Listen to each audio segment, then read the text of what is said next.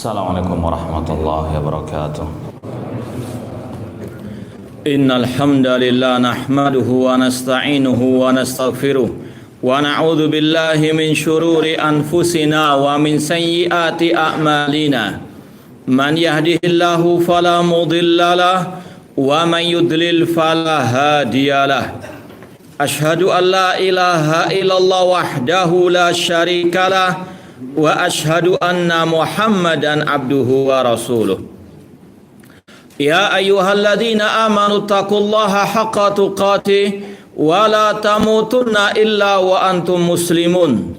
Ya ayyuhan nasu taqu rabbakumul ladzi khalaqakum min nafsin wahidah wa khalaqa minha zawjaha wa batha minhuma rijalan katsiran wa nisaa wattaqullaha alladzi tasaaluna bihi wal arham innallaha kana 'alaikum raqiba.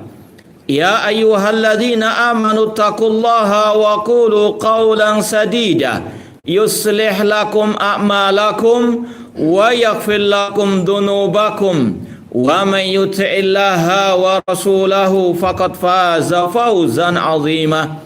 Amma ba'd, fa inna asdaqal hadithi kitabullah wa khairal hadi hadyu Muhammadin sallallahu alaihi wasallam wa syarrul umuri muhdatsatuha wa kullu muhdatsatin bid'ah wa kullu bid'atin dhalalah wa kullu dhalalatin finnar. Ma'asal muslimin, bapak-bapak, ibu-ibu, saudara-saudariku rahimani wa rahimakumullah. Alhamdulillah, segala puji bagi Allah Subhanahu wa taala yang mempertemukan kita kembali dalam majlis yang mulia ini di dalam salah satu taman surga Allah yang ada di dunia ini. Semoga Allah Subhanahu wa taala mengumpulkan kita pula di taman surganya di akhirat kelak. Insyaallah pada malam hari ini kita akan memulai mengkaji, mempelajari kitab Asy-Syarhu wal Ibanatu ala Usuli Sunnah wa Diyana wa Mujanabatul Mukhalifin wa Mubayyanatu Ahlil Ahwa al-Mariqin.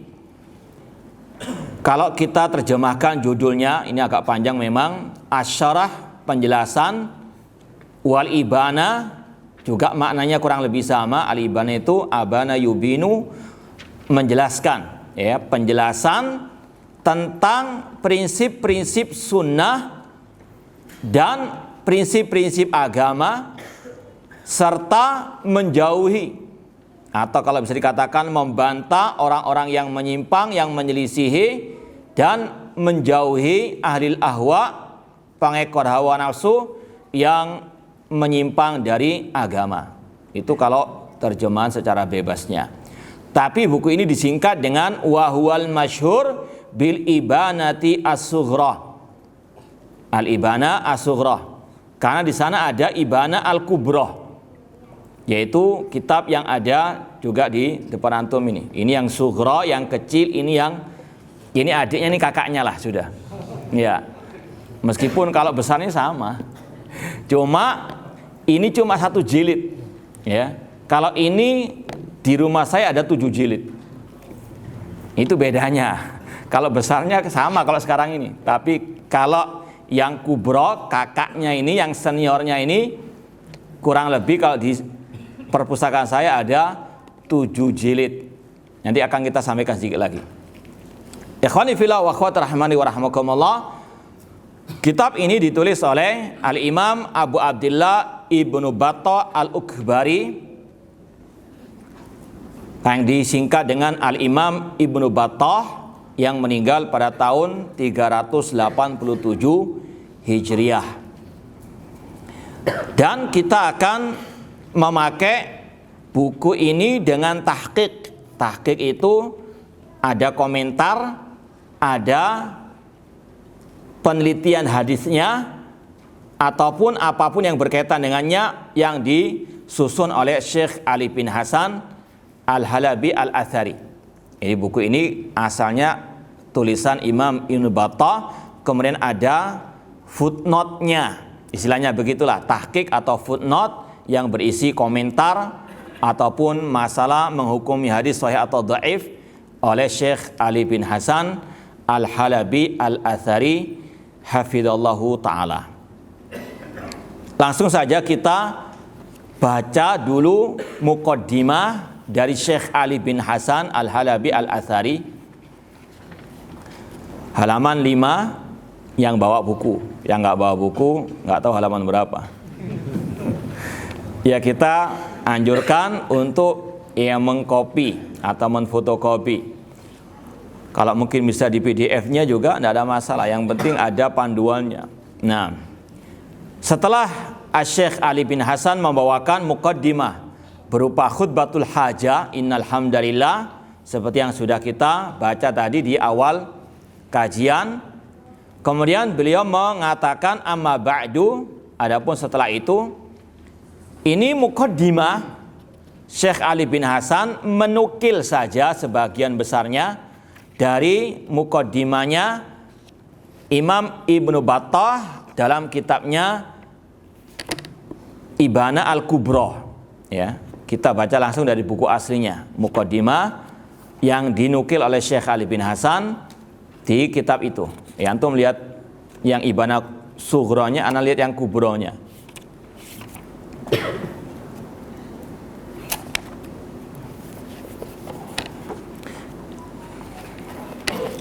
Sebenarnya panjang muqaddimah itu, Syekh Ali hanya menukil sebagian yang beliau rasa penting. Amma ba'du, kata Imam Ibnu Battah rahimahullah, ya ikhwani asamanallahu wa iyyakum min ghalabatil ahwa wa musyahanatil ara. Wahai saudara-saudaraku, semoga Allah menjaga kita semuanya dari dikuasai oleh hawa nafsu ataupun oleh permusuhan logika atau kesesatan logika. Wa a'adzana wa iyyakum min nusratil khata wa syamatatil a'da, dan semoga Allah melindungi kita semuanya dari membela kesalahan ataupun menggembirakan musuh-musuhnya. Wa ajarana wa iyyakum min ghiyariz zaman wa zakharifi asyaitan, dan semoga Allah melindungi kita semuanya dari fitnah zaman atau akhir zaman dan perhiasan-perhiasan asyaitan. Imam Ibnu Battah memulai dengan minta pertolongan kepada Allah Subhanahu wa taala. Dan inilah yang selayaknya untuk senantiasa kita minta kepada Allah Subhanahu wa taala. Jangan pernah menyombongkan diri. Karena di luar sana banyak alfitan, banyak kesesatan, banyak penyimpangan. Kita memohon kepada Allah, kata beliau pertama meminta jangan sampai dikuasai oleh hawa nafsu, oleh kesesatan, oleh penyimpangan, ataupun kotoran-kotoran pemikiran, entah kotoran kesyirikan, kebid'ahan, atau kotoran filsafat atau ilmu kalam dan lain sebagainya. Kemudian beliau meminta perlindungan kepada Allah jangan sampai menolong membela kesalahan. Ini kita mohon kepada Allah karena banyak orang yang karena fanatik golongan, entah golongan itu berupa ormas atau berupa yayasan atau berupa instansi pendidikan atau karena satu ma'had kemudian dibela kesalahannya, naudzubillah min dzalik. Ya, kita harus punya prinsip al-haqqu ahaqqu an yuttaba'. Kebenaran yang wajib untuk diikuti, kebenaran yang wajib untuk dibela, kebenaran lebih dari segalanya, bahkan lebih daripada orang tua kita sendiri. Orang tua kita salah, ya kita salahkan, apalagi selain itu ya. Guru kita salah, kita salahkan. Tidak ada kata-kata oh karena dia guru saya harus kita bela mati-matian, naudzubillah min dzalik. Oh karena dia suka ngasih saya fulus, saya bela mati-matian meskipun salah, naudzubillah min dzalik. Al-haqqu ahaqqu an yuttaba'. Makanya kata beliau kita mohon kepada Allah perlindungan dari membela kesesatan, kesalahan, ataupun membela musuh-musuh Allah Subhanahu wa taala, musuh-musuh al-Islam. Dan kita mohon juga perlindungan kepada Allah dari ghiyariz zaman, perubahan zaman, fitnah akhir zaman. Karena sekali lagi Tidak ada yang bisa melindungi kita kecuali Allah Subhanahu wa taala. Dan itu yang juga tersirat dalam doa pada waktu kita tasyahud salat, minta perlindungan dari 4 hal. Allahumma inni a'udzubika min adzabi al-qabr wa min adzabi jahannam wa min fitnatil mahya wal mamat wa min fitnatil masihi ad-dajjal. Nah, kemudian kata Imam Ibnu Battah rahimahullah, faqad kathura al-mughtarrun bitamwihatiha. Sungguh banyak orang-orang yang tertipu dengan fitnah akhir zaman, dengan dihiasi oleh asyaitan, propaganda-propaganda yang indah. Kelihatannya ingin untuk memuliakan Islam, tapi pada hakikatnya justru malah merusak Islam dan kaum muslimin. Maka sering kita sampaikan, jangan lihat propaganda yang indah, lihat hakikatnya, timbang lagi dengan Al-Quran dan Sunnah Rasulullah SAW, dengan manhaj para sahabat. Wa tabaha azza'ighun wal jahilun bilubsati hullatiha. Banyak orang yang menyimpang, orang-orang yang jahil bangga memakai pakaian-pakaian fitnah tersebut, karena banyak followernya, banyak pengikutnya, bangga. Padahal yang disampaikan kebatilan, yang disampaikan kesesatan. Terkadang orang melihat hanya apa? Dohirnya begitu indah, syiar-syiar Islam, ittiba'us sunnah, padahal di dalamnya akidah khawarij, akidah yang menyimpang dan seterusnya. Maka harus betul-betul seorang istilahnya modalkan al-ilmu yang bersumber dari Al-Quran dan Sunnah dengan pemahaman para salafus saleh, diantaranya dengan belajar akidah-akidah salaf untuk melihat segala sesuatu dengan timbangan yang syar'i. Fa asbahna wa qad asabana ma asabal umam qablana. Maka kita sekarang ini ditimpa sebagaimana umat-umat sebelum kita ditimpa musibah bencana tersebut. Wa halal ladzi hadzarana bihi nabiyuna sallallahu alaihi wasallam, dan telah menimpa kita semuanya apa yang diperingatkan oleh Nabi kita Muhammad SAW, minal furqati wal ikhtilafi wa tarkil jama' wal i'tilaf, yaitu adanya perpecahan umat, munculnya berbagai macam kelompok-kelompok sempalan kaum muslimin. Makanya Imam Ibnu Battah dalam bukunya ini di awal-awal kitab itu menyampaikan banyak riwayat tentang hadis perpecahan umat.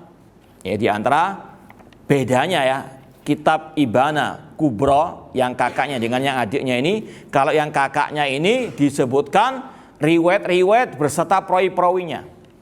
Ini contoh hadis yang pertama kita baca. Haddatsana Abu Bakar Ahmad bin Ismail Al-Adami Al-Muqri fi Jamil Mansur qala haddatsana Al-Hasan bin Urfa bin Yazid Al-Abdi. Itu bedanya dengan apa yang adiknya yang junior. Kalau yang senior ini pakai penyebutan apa? Sanad istilahnya. Periwayatan disebutkan. Meskipun enggak semuanya sahih, ada yang dhaif. Makanya ada penelitian ditahqiq oleh para al-ulama. Kalau di sini ditahqiq oleh Syekh Ridha bin Na'san bin Mu'ti. Ini iparnya Syekh Albani rahimahullah taala. Nah, kemudian Syekh Ali menambahkan lagi, kita kembali ke Syekh Ali.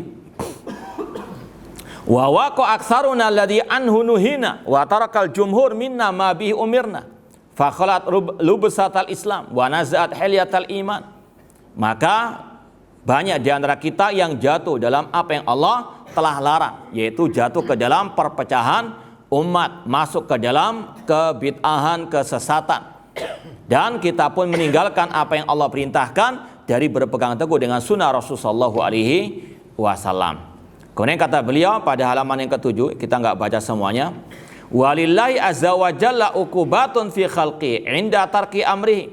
Allah akan menimpakan musibah bencana ketika manusia meninggalkan perintahnya, wa mukhalafati rusuli, ketika mereka menyelisih para rasulnya, fa us'ilat niranul bid'ah fid din, ketika mereka berpaling dari ajaran Allah dan Rasul, maka muncullah api bid'ah dalam agama, wasaru ila sabil mukhalifin, manusia pun berjalan di atas jalan-jalan yang menyimpang, fa asabahum ma asaba man qablahum minal umamil madin, maka umat Islam pun ditimpa apa yang telah menimpa umat-umat sebelumnya dari perpecahan, keterhinaan. Wasinna fi ahlil asr alladzina waradat fihimul akhbar waruyat fihimul athar. Maka keadaan umat Islam pun sama dengan umat-umat yang telah Allah hinakan karena mereka berpaling dari ajaran Allah dan Rasulullah SAW. Itu muqaddimah dari Ibnu Battah rahimahullah dalam kitabnya tadi Al-Ibana Al-Kubra, meskipun sekedar ringkasan atau nukilan. Kemudian Syekh Ali berkata, wa hadzal kitab alladzi baina aidina al-Ibanatus Sughra kitabun hafilun yu'aliju ala wajazatihi hadzal waqi' al-mur al-alim. Kitab ini, Ibana al-Sughra, yang ada di hadapan kita merupakan kitab yang sangat berharga sekali, yang insya Allah bisa mengobati apa yang menimpa umat ini dari keterhinaan, dari keterpurukan, bidalail kitab wil al-azim, yaitu dengan dinukilkannya banyak dalil-dalil dari Al-Quran al-azim, wa hujaji sunnatin nabil karim, dan dengan hujah dari sunnah Rasul SAW, wa hadi salafis salihin, dan dengan petunjuk para salafus saleh radhiyallahu anhum ajma'in taujihan ilal aqidati shahihah, yang mana buku ini akan mengarahkan kita semuanya kepada akidah yang shahihah, wa irsyadan ilal manhajil haq, dan akan mengarahkan kita kepada manhaj yang hak. Kemudian muqaddimah setelah itu tentang masalah cetakan-cetakan buku ini. Buku ini pertama kali dicetak, kata Syekh Ali, sekitar tahun 1958. Ya, antum belum lahir ya. Ya, kita semuanya kecuali sedikit saja yang mungkin sudah lahir tahun 58. Taib, ikhwani fillah wa akhwati rahimani wa rahimakumullah. Kemudian kita masuk kepada biografi singkat Imam Ibnu Battah. Ya, tak kenal maka tak sayang. Ya, kita perlu tahu siapa Imam Ibnu Battah, penulis kitab ini. Di sini Syekh Ali cuma menukil dari kitab Syiar A'lamin Nubala. Syiar A'lamin Nubala ini kalau yang ada di rumah sekitar 28 jilid. Ini mulai sejarah Rasul sampai para ulama di zaman Imam Az-Zahabi, biografi ulama. Di antaranya biografinya Imam Ibnu Battah Al-Ukbari. Kata Imam Az-Zahabi, Al-Imamul Qudwah. Ini sudah masyhur, Ibnu Battah dikenal sebagai Al-Imam, sebagai suri teladan dalam agama. Al-Abid, seorang yang rajin ibadah. Al-Faqih, halaman 11. Al-Abid, Al-Ibadah, Al-Faqih, Al-Fiqih, Al-Muhaddis. Beliau ini lengkap. Dari segi hadis, beliau pakarnya. Dari segi fikih, beliau juga pakarnya. Meskipun beliau condong kepada mazhab Al-Hambali, Imam Ahmad bin Hambal. Dan beliau adalah ahli dalam masalah al-aqidah. Syekhul Iraq, beliau ini adalah ulama di negeri Irak. Kunyah dan nama lengkap beliau Abu Abdillah, kunyahnya Abu Abdillah. Nama beliau Ubaidullah ibnu Muhammad ibni Hamdan al-Ukbari al-Hambali ibnu Battah. Singkatnya Imam Ibnu Battah. Ibnu Al-Battah itu disandarkan kepada gelar kakeknya yang dulu. Jadi Battah itu, Ibnu Battah ini disandarkan kepada gelar kakeknya. Dan kita untuk meringkasnya mengatakan penulis bernama Al-Imam Ibnu Battah, dan itu yang sering masyhur atau sering disampaikan oleh para ulama dalam kajian ataupun dalam kitab. Musannif kitab Al-Ibana Al-Kubra. Kata Imam Dahabi, Imam Ibnu Battah adalah penulis kitab Al-Ibana Kubra. Ibana Kubra fi salasati mujalladat. Dulu zaman Imam Dahabi cuma 3 jilid. Tapi dengan adanya ditahqiq, kata Syekh Ali, wa qatubi aminu ilal antis atu ajza. Kalau kata Syekh Ali, yang sudah dicetak itu 9 jilid. Kalau di rumah ana masih ada 7 jilid, karena dulu masih dicetak 7 jilid. 7 jilid itu yang saya punya seperti ini. Ini Kitabul Iman, masalah iman saja 2 jilid. Jadi ada 3 pembahasan yang saya punya di rumah. Kitabul Iman itu 2 jilid dengan tahqiq Ridha bin Na'san Mu'ti. Kemudian ada lagi Kitabul Qadar tentang takdir, 2 jilid juga. Ya. Artinya apa di sini? Kita belajar ini belum apa-apa, masih banyak buku-buku yang luar biasa belum kita pelajari. Ya, sekali lagi, Kitabul Iman ini saja 2 jilid. Kemudian Kitabul Qadar tentang bab takdir 2 jilid juga. Kemudian 3 jilid berikutnya bantahan kepada kelompok Al-Jahmiyah. Jadi ada totalnya 7 jilid. Itu hanya pembahasannya 3. Masalah iman, takdir, masalah bantahan kepada kelompok Al-Jahmiyah. Nah, namun tadi kita sampaikan bedanya dengan yang sughra, di sini disebutkan riwayat-riwayat dengan sanadnya para perawi-perawinya. Rawa an Abil Qasim Al-Baghawi. Di sini disebutkan siapa guru-guru Al-Imam Ibnu Battah, ya. Tidak kita baca semuanya, di antaranya Abil Qasim, Imam Al-Baghawi dan seterusnya. Kemudian warahala fil kuhula. Beliau semasa hampir tua, ya, antara tua dan muda, masih beliau antara muda dan tua. Beliau masih Masya Allah berkelana untuk menimba ilmu agama. Fasami Amin Ali bin Abi Al-Aqib di Damaskus. Beliau belajar ke Damaskus di Syria.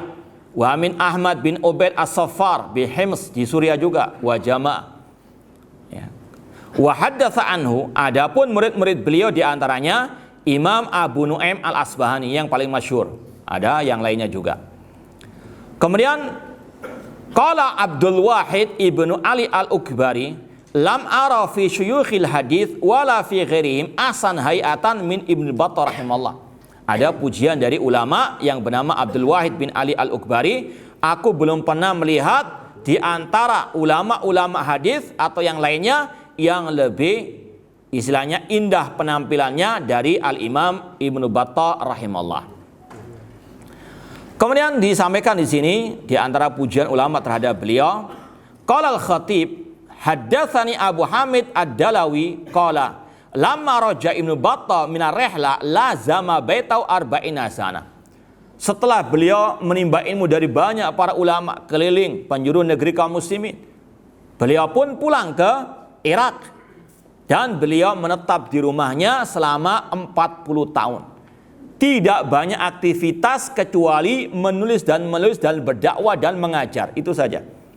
Bahkan dikatakan di sini oleh tadi perawinya, lam yura fi suqin, belum pernah beliau terlihat di pasar. Kalau kita nggak di pasar Ustaz, tapi di mall, ya Samirawan itu kita.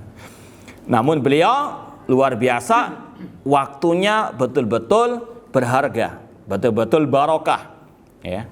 Wala ruya muftiran illa fi id, bahkan tidak pernah terlihat di luar makan-makan kecuali pada waktu Idul Fitri atau Idul Adha, ya.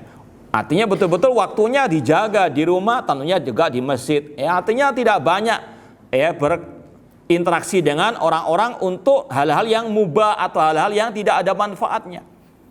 Wa kana ammaran bil ma'ruf, dan beliau senantiasa melaksanakan amar ma'ruf. Walam yablugh khabaru munkar illa ghayyara, dan beliau tidak pernah mendengar suatu kemungkaran kecuali beliau merubahnya, mengingkarinya.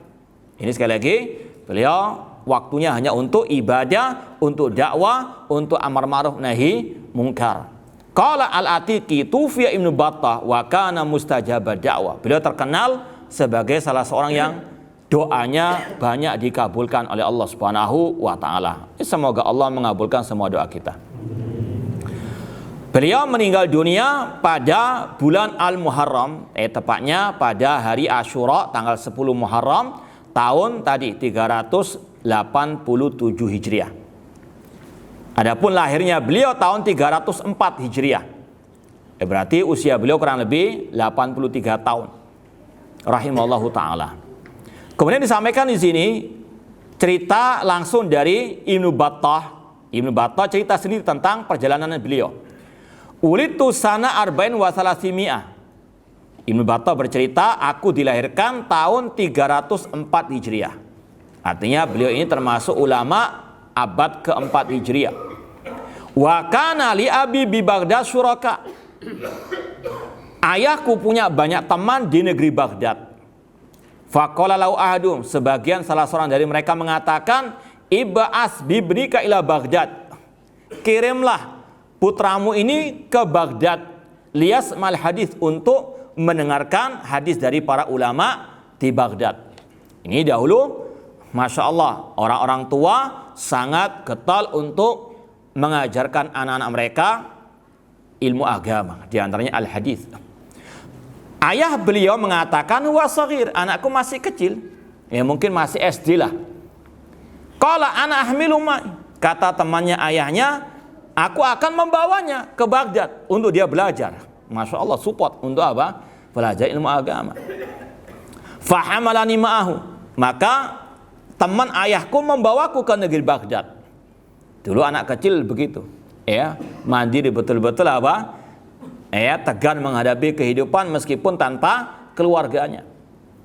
Fajitu faida bidumnani yukra alai al-hadis. Aku pun mendatangi majelis seorang ulama hadis yang bernama Ibnu Mani'. Faqala li ba'dhum sali syekh an yukhrija ilaika mu'jamahu. Sebagian yang hadir mengatakan kepadaku, mintalah kepada syekh untuk dia mengeluarkan kitabnya, kitab hadisnya. Fasaltu ibnahu, aku pun meminta kepada putra sang ulama tersebut.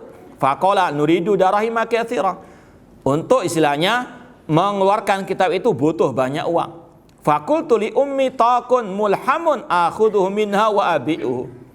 Maka Ibnu Battah pun mengatakan, ibuku punya pakaian sutra, aku pun jual di pasar. Untuk apa? Mendapatkan kitab hadis tersebut. Itu dulu anak kecil belinya apa? Kitab, bukan beli pulsa. Kalau kita naudzubillah. Nah, itulah bedanya sudah. Qala summa aqra'na 'alal mu'jam fi nafin khas fi nahwi asyrati ayyam. Kami pun membaca kitab hadis tersebut dalam waktu 10 hari. Masya Allah, 10 hari membaca apa? Kitab. Kalau sekarang habiskan apa? Game. Ini sekali lagi luar biasa. Wa dzalika fi akhir sana 15. Itu terjadi pada akhir tahun 315. Artinya beliau masih usia 12 tahun. Sudah belajar ilmu hadis dan fokus belajar, ya, sampai tadi mengkhatamkan kitab hadis dalam waktu 10 hari dan seterusnya. Kemudian yang terakhir disebutkan di sini oleh Syekh, qultu, Syekh Ali berkata, li Ibni Battah ma'a fadlihi awhamun wa ghalat. Beliau terkenal sebagai imam ahli hadis, tapi beliau memiliki banyak istilahnya ucapan-ucapan yang tidak benar tentang hadis. Di antaranya akan ada banyak riwayat-riwayat yang didoifkan oleh Syekh Ali bin Hasan Al-Halabi hafizallahu taala. Bahkan kata Syekh Albani di footnote-nya di sini halaman 14, kitab Ibni Battah hada ahaditsu ghairu musnada. Kitab Ibana Sughra ini hadisnya tidak disebutkan riwayat-riwayatnya. Wa yaghlibu al-katsir minha ad-dha'f, dan kebanyakan dhaif. Namun sekali lagi bisa kita gambarkan kurang lebihnya. Beliau membawakan misalnya satu bab hadis 10, yang 5 dhaif, yang 5 apa? Sahih. Kurang lebih seperti itu. Artinya apa? Bukan dibuang semuanya, yang dhaif saja yang tidak apa? Kita pakai. Dan sudah sering kita sampaikan, dahulu para ulama ketika mereka sudah menyebutkan hadisnya, apalagi dengan sanadnya, itu mereka sudah berlepas diri dari tanggung jawab. Artinya orang setelahnya silakan teliti, kok enak saja. Minta apa? Instannya. Man ahala faqad bari. Barang siapa yang sudah memberikan rujukan, lihat hadis ini kepada Sunan Tirmidzi, Sunan Abi Dawud, lihat sendiri, teliti sendiri. Itu kata para ulama, man ahala faqad bari. Namun sepakat ulama ahli sunnah mengatakan beliau adalah imamnya ahli sunnah wal jamaah, terutama dalam masalah al-aqidah. Artinya apa yang beliau, itu seperti yang kita sampaikan tadi, kita harus objektif. Yang salah kita katakan apa? Salah. Yang dhaif kita katakan dhaif meskipun dari ulama besar.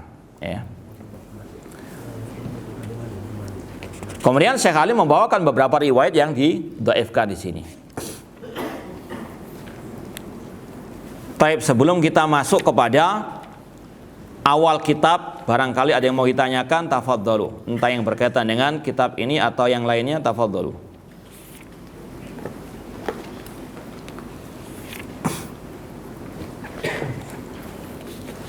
Nah, Subhat sama bid'ah itu bedanya. iya, apa bedanya syubhat dengan bid'ah? Syubhat lebih umum. Bisa jadi syubhat yang berkaitan dengan kesyirikan, kekufuran. Syubhatnya pengkeramat kuburan, penyembah kuburan. Seperti yang sering saya sampaikan, syubhat mereka diantaranya wali Allah itu masih hidup di alam barzah. Dalilnya mana? Wala taqulu lima yuqtalu fi sabilillah amwat. Janganlah kalian mengatakan orang yang terbunuh di jalan Allah itu betul-betul mati, bal ahya, bahkan mereka hidup. Kata mereka para penyembah pengkeramat kuburan, berarti tidak apa-apa kita tawasul minta-minta kepada mereka karena mereka masih, ini syubhat. Tapi dalam masalah apa? Masalah apa ini? Syirik. Kalau dikatakan bid'ah, ya, bid'ah plus syirik, ya. Jadi syubhat itu lebih umum, ya. Kemudian syubhat itu juga masuk ke dalam masalah apa? Bid'ah.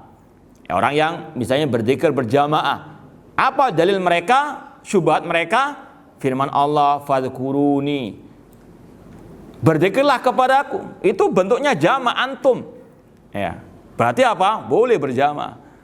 Ini namanya syubhat. Ya, kalau bantah gampang. Yaitu kita lihat apakah Rasul pernah mempraktekkan seperti yang kalian praktekkan?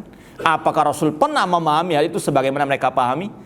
Tidak sama sekali. Bahkan sebaliknya para sahabat mengingkari apa yang diperbuat oleh orang-orang tersebut. Paham ya? Syubhat lebih umum. Bahkan juga terkadang ada yang dianggap syubhat padahal tidak syubhat. Cuma orang itu yang belum apa? Belum paham. Jadi syubhat itu lebih umum. Terkadang ada yang dianggap syubhat padahal itu tidak syubhat. Kalaupun dikatakan syubhat tadi lebih umum, ada yang syirik, ada yang bid'ah dan seterusnya.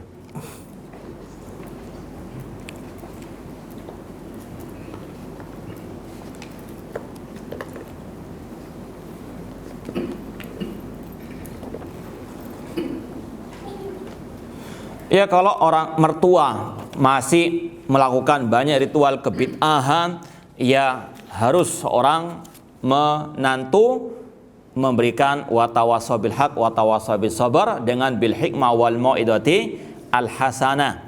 Ya, terus sampaikan entah dengan ucapan langsung atau paling tidak dengan kaset ceramah atau dengan buku. Kapan lalu ada ketika kita di Kalimantan kemarin, ada yang cerita dia tobatnya itu karena apa? Melihat buku anaknya yang sudah masuk pesantren sunnah. Itu salah satu trik bisa. Ini sering kita sampaikan, kadang perlu orang tua atau mertua atau siapapun. Kadang kalau kita nasihati, egoisnya muncul. Sudah taruh aja buku tentang yang berkaitan bid'ahnya, syiriknya. Taruh aja di tempat mungkin dia duduk. Ya, kalau dia memang Allah berikan hidayah, ini sebagai wasilah untuk mendapatkan hidayah. Mungkin dia penasaran, akan dibuka bukunya. Ya, banyak jalan, yang penting tidak menyalahi syariat. Yang penting tetap ada watawassaw bil haq watawassaw bis sabr.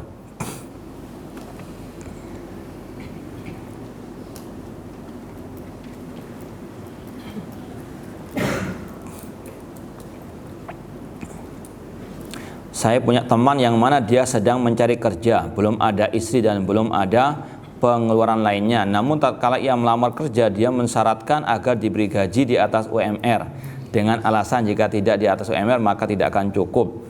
Bagaimana hukum perihal masa di atas?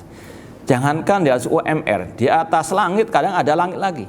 Ya, adanya banyak yang masih belum puas. Ya, kalau merasa cukup, kadang cukup relatif. Cukup itu apa maksudnya? Cukup beli villa? Ya.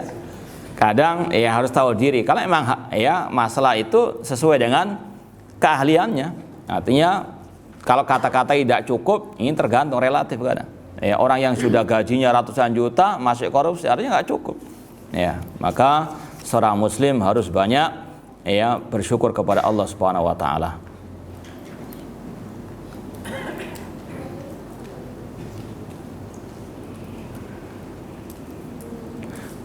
Gimana kalau dainya sering ngantuk atau bawaannya sering ngantuk? Kasih kopi.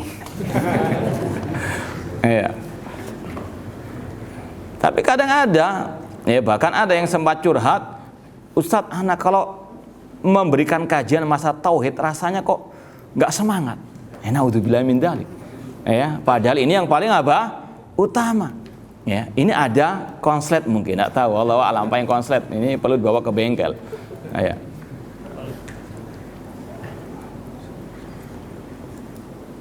Ayah saya dulu seorang tokoh agama dan dia meninggal dalam keadaan berbuat kesyirikan atau jimat berbentuk kaligrafi, tulisan atau semacamnya, digantungkan di dinding rumah. Alhamdulillah setelah saya mengenal mana salaf, semua raja itu saya bakar. Apakah bisa diampuni dosanya?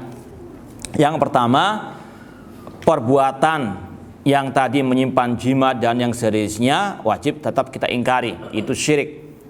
Dan ulama mengatakan syirik dalam masalah jimat ada dua. Bisa syirik besar kalau dia meyakini jimat itulah yang bisa mendatangkan manfaat dan madarat dengan sendirinya, itu syirik besar.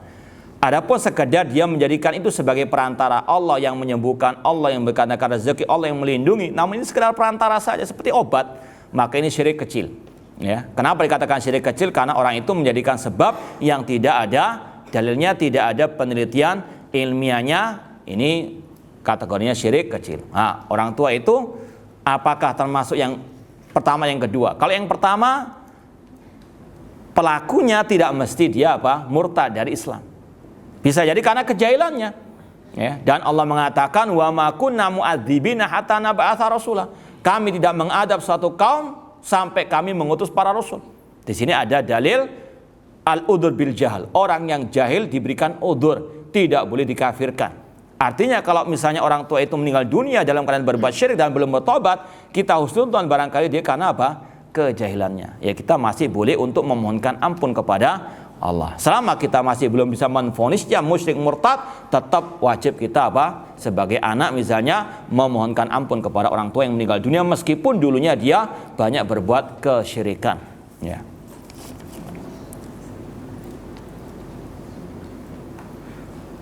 Ini nggak tahu hari ini banyak curhatnya. Saya punya teman yang sudah ngaji, ini mertua, ini orang tua, ini teman, masya Allah. Saya punya teman yang sudah ngaji salah murni dan selalu memberi barang-barang yang terkenal setiap setelah gajian.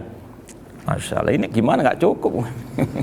Namun beliau punya utang ke saya dengan janji bulan depan dia membayar utangnya, tetapi dia mengingkari akad janjinya hingga berlalu 1 tahun lebih, belum dibayar-bayar. Apakah ini dolim? Yang pertama, dalam Islam segala hal itu pertengahan. Ya, dalam urusan utang piutang, Islam tidak mengharamkan, tidak juga membolehkan secara mutlak. Dalam artian, orang itu boleh berhutang kalau dia memang butuh atau darurat dan wajib untuk ada keyakinan untuk membayarnya. Ya. Bahkan dalam Al-Quran ayat terpanjang tentang masalah hutang piutang. Di situ ada isyarat, kata para ulama, Islam tidak melarang, tapi Islam juga membolehkan dengan ketentuan. Idealnya dengan ditulis, harus ada akad yang jelas. Biar kalau ada yang dolim, ada yang berkhianat, ada bukti-buktinya. Ya. Kemudian yang kedua, orang yang sudah punya harta, sedangkan dia masih punya utang, kalau dia nggak membayar, Rasul mengatakan matul ghani dzulmun. Orang yang sudah punya uang namun tidak mau membayar utangnya, ini adalah kedzaliman. Ya, terkadang ada orang yang sok kaya, ya, sok masya Allah hidupnya kaya, bergelimangan dengan fulus istilahnya, neraktir sana neraktir sini, tapi naudzubillah min dzalik, utangnya berceceran di mana-mana. Nah, ini terkadang ada konslet, ya, ada yang perlu istilahnya ditaruh di bengkel orang-orang seperti ini. Ya, kalau orang itu miskin, memang belum ada kemampuan membayar, maka diberikan kelonggaran dalam Islam. Ya, wa antasaddaqu khair lakum, jika kalian bersedekah itu baik bagi kalian yang punya uang tersebut. Jadi dalam Islam pertengahan dalam menghadapi utang piutang. Jangan sampai tidak membayar ketika orang itu sudah punya harta tersebut. Ya, maka harus betul-betul kedua belah pihak memahami ini diatur dalam syariat Islam. Ya. Maka yang tidak membayar utang sedangkan dia mampu itu kezaliman. Kecuali kalau nggak mampu, Allah memberikan kelonggaran. Bahkan tadi, jika kalian yang punya uang memberikannya kepada yang berhutang itu lebih baik. Wa in kana dzu usratin fanadratun ila maisarah. Allah mengatakan jika mereka tidak sanggup membayar, berikan dengan waktu. Jangan malah disuruh bayar bunganya. Naudzubillah min dzalik, ini haram, ini riba. Ya, sekali lagi harus betul-betul pertengahan. Jangan kalau nggak utang gatal rasanya. Naudzubillah min dzalik. Ya. Cuma tadi ada istilahnya gaya hidup yang sok tadi. Ya. Kayaknya sudah kaya raya, masya Allah gajinya luar biasa, nraktir sana nraktir sini, ya masya Allah stilnya luar biasa, tapi nggak taunya ya utangnya di mana-mana, bahkan terkadang mencuri dari keluarganya. Jika iya, apakah doa kita mustajab? Ya, antum lihat anaknya atau orangnya yang berhutang kepada antum tadi itu betul-betul dia nggak mampu atau ada udzur atau bagaimana. Tapi kalau memang betul-betul dia ini zalim, sudah punya harta, dia sudah betul-betul mampu, sudah antum tagih nggak mau bayar, maka kalau memang didoakan dengan kejelekan antum berhak, tidak salah. Ya, karena dalam Islam boleh orang yang didolimi mendoakan orang yang mendoliminya. Wallahu taala a'lam. Aqul qali hada wa akhiru da'wana anil hamdulillahirabbil alamin. Wassalamualaikum warahmatullahi wabarakatuh.